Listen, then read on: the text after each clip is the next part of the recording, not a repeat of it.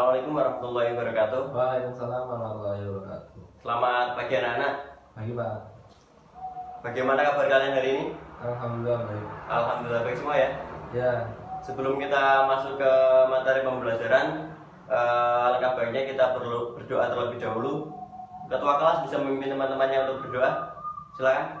ya sebelum kita mengawali pembelajaran pada pagi hari ini, berdoa menurut agama dan kepercayaan masing-masing. Berdoa dimulai. Berdoa selesai. Oke, terima kasih ketua kelas. Sebelumnya Bapak presentasi terlebih dahulu ya. Rizky, Hadir Pak. Eka, Hadir. Putri, Tidak masuk Pak. tidak masuk. Ya. Kenapa? Nggak tahu Pak. Oh, belum. Tanpa alasan ya ini ya? Ya Pak, Alfa Pak. Oke. Oke, kita masuk ke materi. Kalau pertemuan kemarin kita sudah membahas tuntas mengenai perubahan sosial, maka pertemuan kali ini kita akan lanjutkan materi yang ada, yaitu mengenai rancangan penelitian sosial. Ada yang sudah tahu atau sudah sedikit banyak membaca mengenai rancangan penelitian sosial itu apa? Belum tahu Pak. Belum tahu ya? Ya. Oke.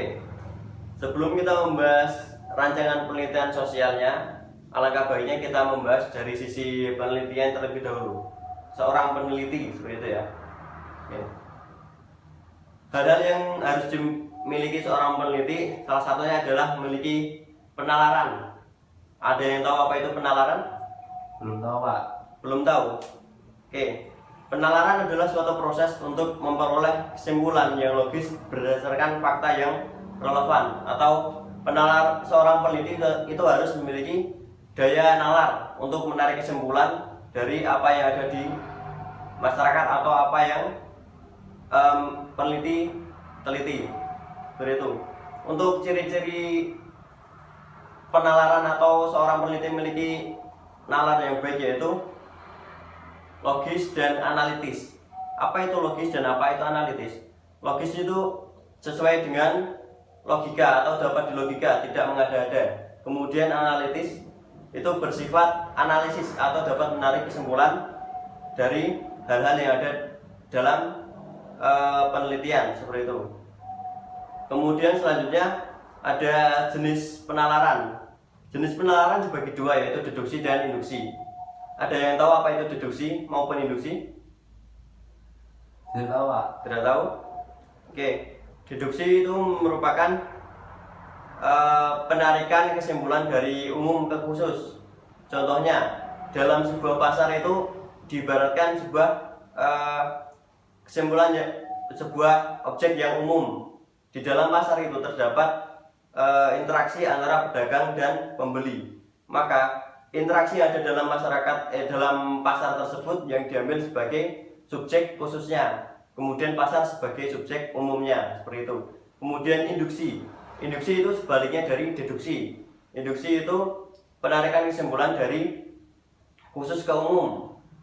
Contohnya, dari data yang diambil itu ada masyarakat yang beranggapan bahwa becak itu memiliki 3 buah roda.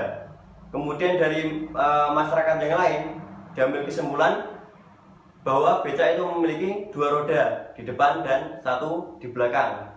Secara umum peneliti dapat menarik kesimpulan bahwa becak itu memiliki 3 buah roda, 2 di depan dan 1 di belakang. Seperti itu untuk contoh yang induksi. Ada yang mau ditanyakan? Tidak ada Pak. Oke, sudah jelas ya? Sudah Pak. Kemudian selanjutnya kita masuk ke penelitian.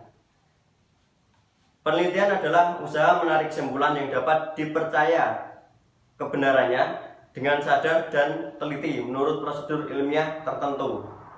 Nah, dalam sebuah penelitian itu harus memiliki sistematika atau prosedur ilmiah. Jadi berurutan, tidak asal-asalan. Jadi dalam penelitian itu harus memiliki sistematika yang terencana dan sesuai dalam prosedur penelitian. Saya punya contohnya, saya ambilkan. Nah, dapat dilihat anak-anak yang belakang kelihatan? Kelihatan Pak. Oke. Di sini ibaratnya sebuah sistem penelitian. Di sini seorang peneliti itu harus memiliki sistem. untuk mendasari penelitian. Jadi ketika seorang peneliti memiliki sistem, maka penelitian yang dilakukan tidak akan berantakan atau lebih mudah dikerjakan, seperti itu. Untuk pertama-tama peneliti harus memiliki sistem, kemudian harus terencana. Di sini peneliti itu sangat memerlukan rancangan penelitian untuk melakukan penelitian agar penelitian yang dilakukan itu tidak terlalu melebar dan memudahkan peneliti untuk menyelesaikan penelitiannya, seperti itu. Kemudian selanjutnya mengikuti prosedur ilmiah. Di sini penelitian itu harus sesuai dengan prosedur ilmiah yang sudah ditentukan. Jadi tidak asal-asalan meneliti sebuah objek tidak sesuai kemauan dia, ingin seperti ini, seperti itu, seperti itu. Kenapa ini digambarkan sebagai sebuah gear atau roda yang saling berhubungan? Di sini apabila tidak ada salah satu dari ini, maka sistem penelitian tidak akan berjalan dengan sempurna dan peneliti dapat kesulitan ketika meneliti, seperti itu. Kemudian ada sikap seorang peneliti, menyambung dari tadi yang pertama kali saya ucapkan, yaitu mengenai sikap seorang peneliti. Di sini seorang peneliti itu harus objektif. Yang pertama, objektif itu harus fokus terhadap apa yang diteliti, tidak memihak. Contohnya, seorang peneliti meneliti fenomena sosial yang ada di kampungnya sendiri. Dia tahu apa yang terjadi dalam kampungnya tersebut, tetapi peneliti tidak boleh memihak, seolah-olah dia serba tahu terhadap konflik yang diteliti. Kemudian kompeten itu artinya peneliti meneliti suatu hal itu harus sesuai dengan kemampuannya. Kemampuan peneliti itu di aspek dari beberapa hal mengenai keterjangkauan, kemudian kemampuan, dana dan sebagainya. Itu yang kompeten. Kemudian faktual atau sesuai fakta yang ada di masyarakat atau fakta yang ada di lapangan, seperti itu. Harus jujur dalam mengolah data yang akan diteliti, seperti itu. Oke, selanjutnya kita akan masuk ke rancangan penelitian. Sebelumnya ada yang tahu rancangan penelitian itu ada berapa aspek yang mendasari? Tidak tahu. Belum tahu ya? Ya. Oke. Rancangan penelitian itu pada umumnya memiliki 8 bagian besar, yaitu diantaranya penelitian terdahulu, latar belakang masalah, rumusan masalah, kemudian ada pertanyaan penelitian atau hal yang ditanyakan dalam penelitian, kemudian ada tujuan dan manfaat penelitian, ada landasan teori, kemudian hipotesis dan metodologi penelitian. Untuk yang pertama yaitu mengenai penelitian terdahulu. Sebelum seorang peneliti meneliti suatu masalah itu harus memperhitungkan terlebih dahulu atau melihat terlebih dahulu penelitian-penelitian yang dilakukan oleh peneliti sebelumnya. Apakah ada kesamaan dengan apa yang akan peneliti teliti? Kemudian apakah penelitian yang dilakukan itu relevan dan tidak memiliki kesamaan dengan apa yang sudah diteliti oleh peneliti sebelumnya. Dan itu sangat penting bagi peneliti sebelum melakukan penelitian. Kemudian ada latar belakang masalah. Latar belakang masalah itu hal yang mendasari mengapa seorang peneliti meneliti suatu masalah, seperti itu. Kemudian perumusan masalah itu hal yang dicurigai atau hal yang didapat dari lapangan dan akan diteliti sebagai objek penelitian oleh peneliti. Kemudian selanjutnya ada pertanyaan penelitian, hal-hal yang ingin diungkap dari apa yang diteliti. Kemudian ada tujuan dan manfaat penelitian. Tujuan dan manfaat penelitian ini mendasari dari peneliti itu harus tahu kira-kira penelitian yang akan dilakukan itu bermanfaat atau tidak, seperti itu. Kemudian ada landasan teori untuk memperkuat apa yang peneliti teliti atau peneliti lakukan. Selanjutnya yaitu hipotesis. Hipotesis itu dugaan sementara dari peneliti. Jadi peneliti itu memiliki dugaan sementara mengapa fenomena tersebut dapat terjadi. Kemudian selanjutnya ada metodologi penelitian. Untuk sampai sini ada yang mau ditanyakan? Tidak ada Pak. Tidak ada ya. Oke, lanjut materi selanjutnya yaitu mengenai penentuan topik atau fokus penelitian. Untuk fokus penelitian ini, peneliti itu harus memikirkan beberapa hal yang harus dipertimbangkan. Salah satunya yaitu mengenai minat peneliti. Bagaimana peneliti bisa meneliti suatu hal apabila peneliti tidak minat atau tidak memiliki ketertarikan terhadap apa yang diteliti. Kemudian selanjutnya ada topik yang dipilih haruslah topik yang bisa diteliti oleh peneliti. Kemudian ada tersedia cukup data, di mana peneliti itu harus tahu apa yang diteliti itu datanya terdapat dalam lapangan atau hal yang akan diteliti. Kemudian ada topik memiliki kegunaan praktis, bermanfaat dan penting untuk diteliti, seperti yang tadi saya jelaskan mengenai manfaat penelitian.